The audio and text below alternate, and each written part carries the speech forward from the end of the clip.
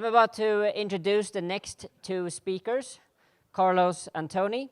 Carlos is an associate professor at the University of Malaga.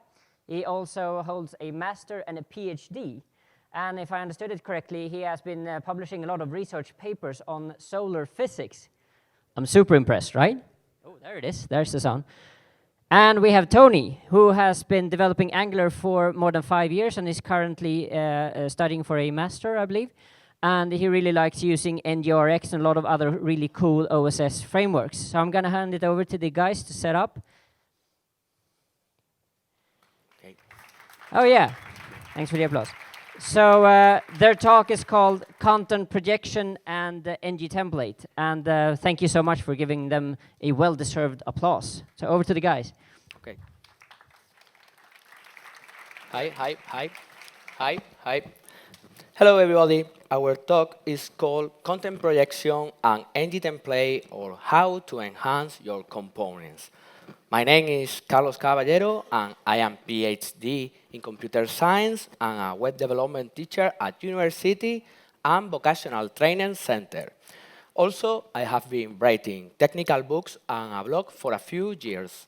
Right now, you can actively find me on my Twitter and my blog. Hi, I'm Toni Villena, and I'm working as a full-stack developer at a German company. Okay. First, we will describe the points that are going to be covered in this presentation. And let's address the why and what is content projection.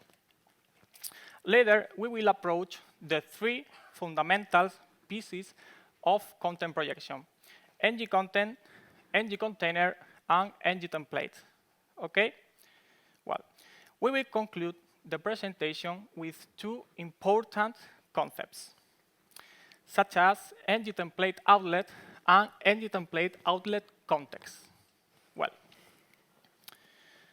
the most interesting thing is that we will explain all these concepts with a popular TV series. Okay? Well, let us start. Why use content projection? Well, content projection is a feature that allows us to access the content of our tags. Okay? This allows us to project this content somewhere in our components template, or to receive a template that we can instantiate when we want. Well, this feature provides us two main benefits in our applications: reusable components. Many of our application components have the same structure and styles, but different content.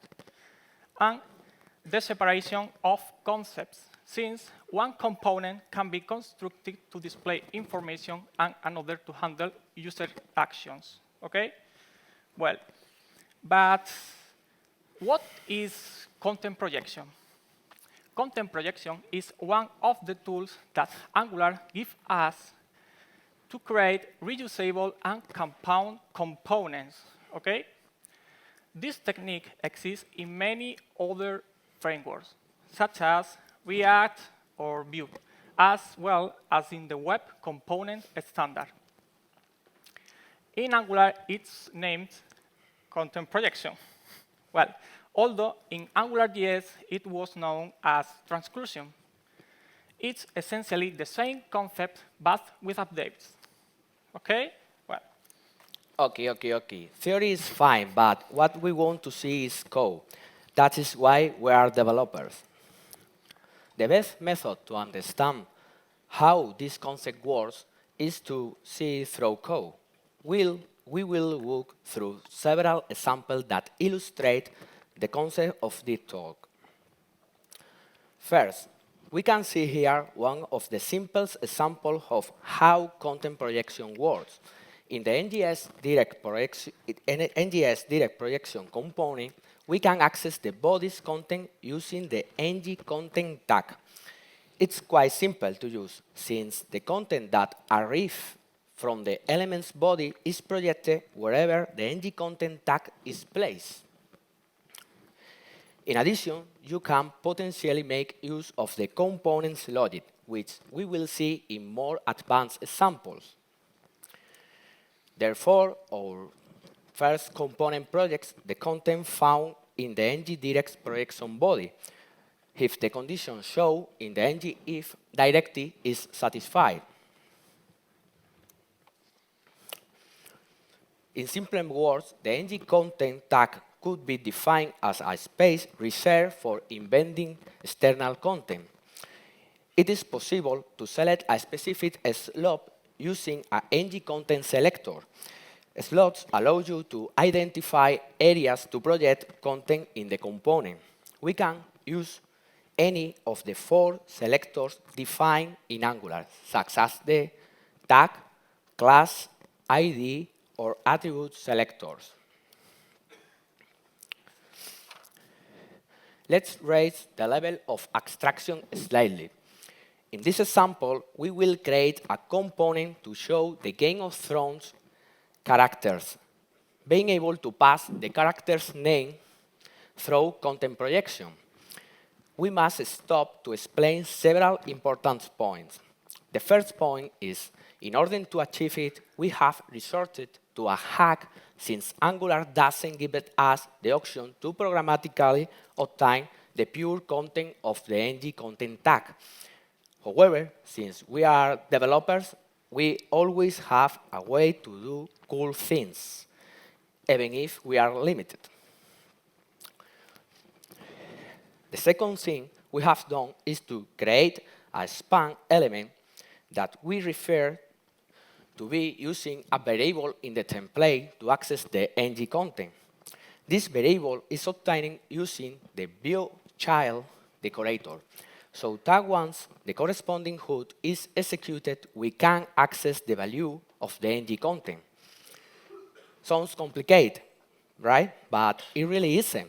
What we are doing is obtaining a node from the DOM tree and taking its text contents.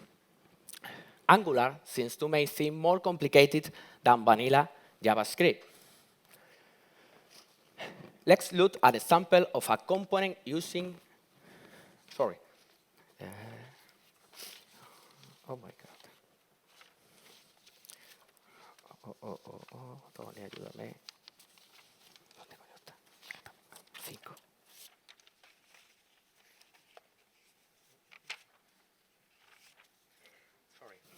Sorry, direct. In the following example, we will define a map on which we will show Westeros. First, we will define the 2 clearly separate areas of the map, such as the north and beyond the wall. Each ng content tag defines a slot through the select attribute. In this specific case, each slot has been selected using the attribute of each ng container.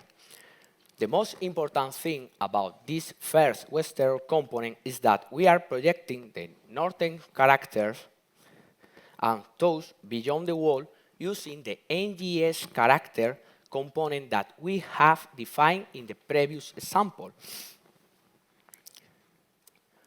And here we see Westeros. It may have changed a bit since the end of the show. It even looks like Spain. Don't you think so? On the map, we will focus on the north and beyond the wall. Okay. Well. All right. Okay. In the previous example, a new tag called ngContainer appeared. But what is that ngContainer? Okay. ngContainer is an Angular tag. It's an Angular tag that aims to group elements, okay, that neither interferes with the styles nor the layout of the application, because this element is not included in the DOM, okay? This tag is great to be used with structural directives. Okay, but structural what?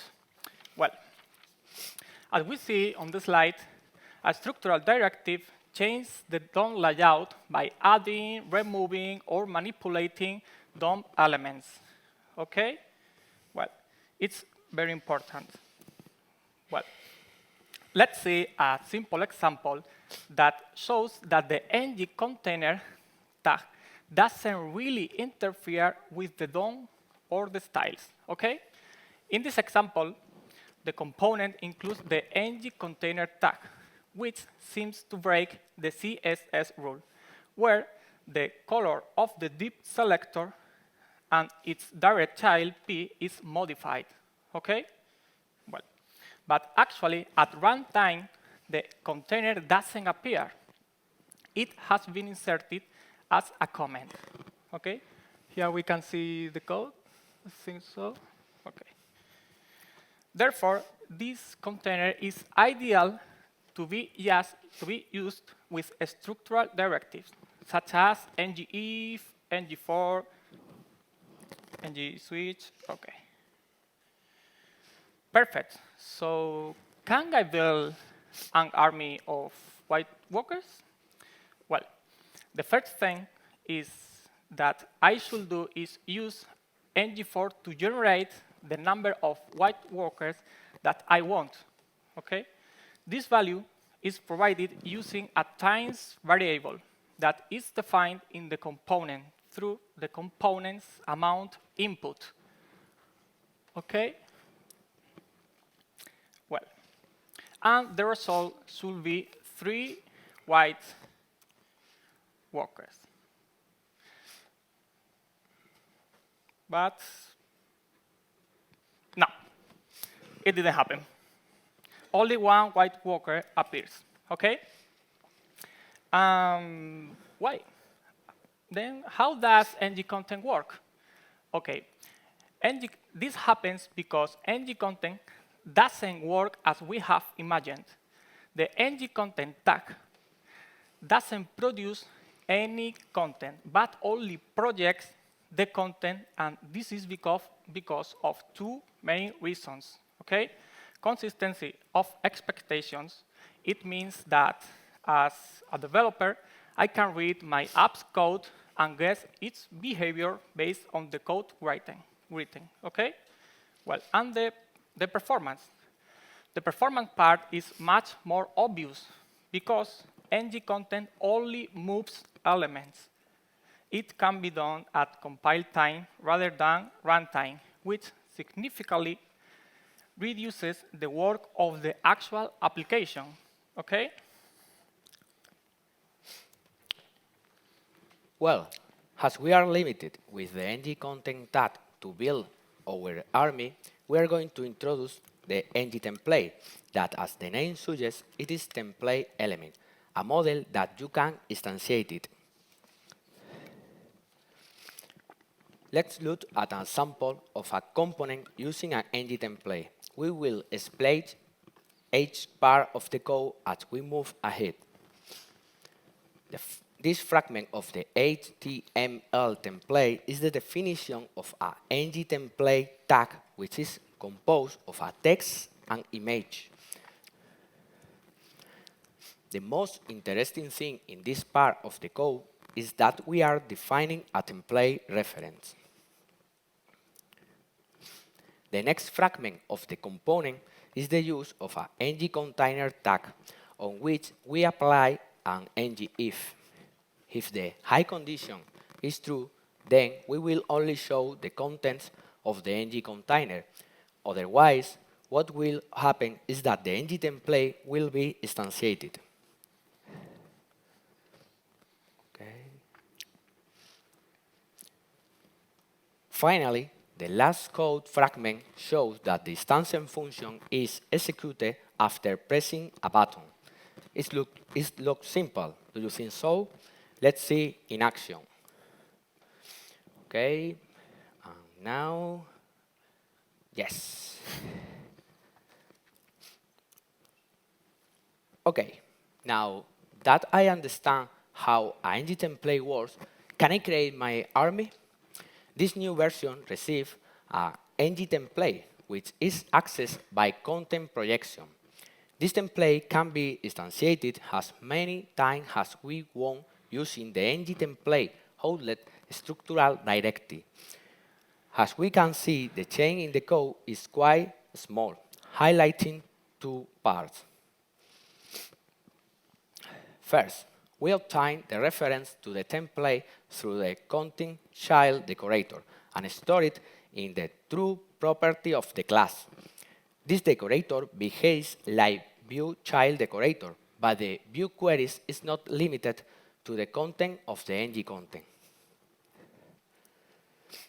Second, we no longer iterate over the ng content tag. In fact, it has disappeared from our template. Where does the magic happen? It's happening here. Instead of iterating over the ng content tag, we are going to iterate over a ng container. As we have said before, it does not generate any type of DOM content, and we will make use of the structural directive, ng template outlet, to which we pass as a parameter of true variable. And now you can obtain free instance. Okay. What is that ng template outlet? ng template outlet is a structural directive, okay, that receives a reference to a template, to ng template, okay? This directive is responsible for instantiating and inserting the template it receives into the DOM, okay? It's very important. Although its function is simple, it allows us to do really cool things, well, such as instantiating dynamic templates. This directive is commonly used with the ng container tag, since it doesn't generate any DOM elements. As we can see, there is a very strong relationship between ng template outlet, and ng container, okay? Then, could we reduce the ng template boilerplate in the ARMY component? Yes, we can, okay? However, we have done some tricks for this improvement. Well, since it's an improvement of the previous one, the code is based on an inheritance of the ARMY class, okay? We are just changing the template so that an ng-if is added to decide whether the ng template troop is instantiated, okay?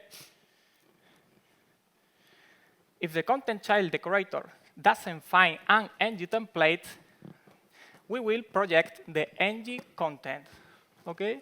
Here we can see it. Well, now that we have the ARMY component ready, we can use it in Westeros. Okay. Let's modify the example we had of Westeros to add Northern to the battlefield. Here we can see the new army. Okay. And now there are armies. Well, our map of Westeros is now a little more populated. Okay.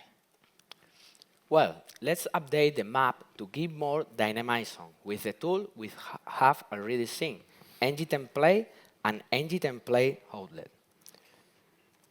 First, we define a couple of directives which symbolize the north and beyond the wall.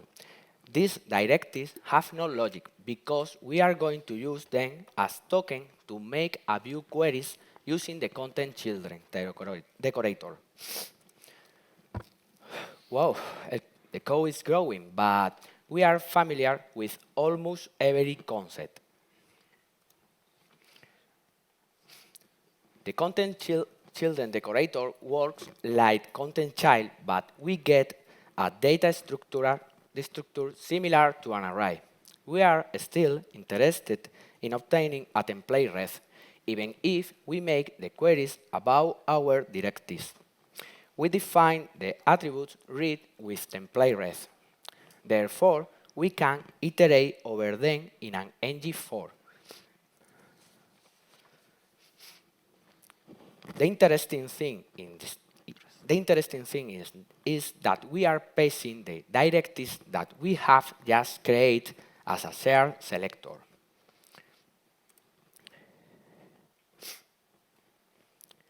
Let's see what has changed in the template, where we will use our new Westeros. What has changed? Well, all we have done has been to add the asterisk to all attributes. Probably you have seen the syntax before, for example, ngIf, ng4, ng-switch. This syntax is known as the asterisk syntax. It is syntactic sugar to define ng templates, reducing the amount of code. So, have we been using ng templates in the beginning? That is right, from the first example. Okay. It seems very interesting, but and the dynamics, what is it? Well,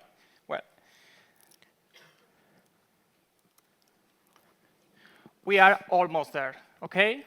To make dynamic templates, we are going to give them some context about the map from the Westeros component, okay? This context will simply be an object that we define within the component, okay? We can refer to it from our template using the Angular micro syntax, all right? And how are we going to bind that context with our templates? Well, using the ng template outlet context, okay? What is that? A new directive? No. We are still talking about the ng template outlet directive, but we are going to focus on one of its inputs, okay? Let's look at the source code. Okay, this is a piece of code from the ng template outlet directive. And here, the input that interests us is declared, okay? Using ng template outlet context, we can define the context that the template will receive, okay?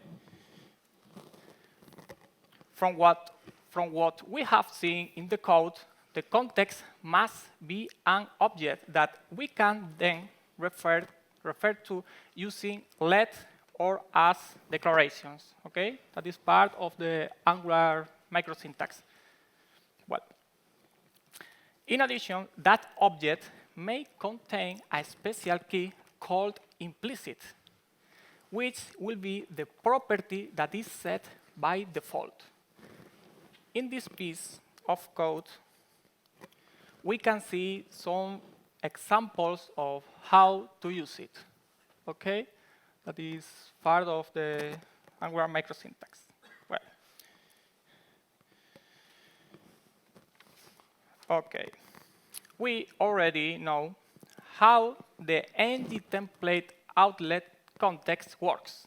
Let's see it in action. For this, we will look at the most advanced example of the entire presentation. To perform this example, we have to understand all the concepts presented. Okay? Let's see how Westeros has evolved. Well, let's start by looking at the north, which has changed a little since the previous version. Let's do it step by step. Okay, what is that let situation defined within the value of our north region directive?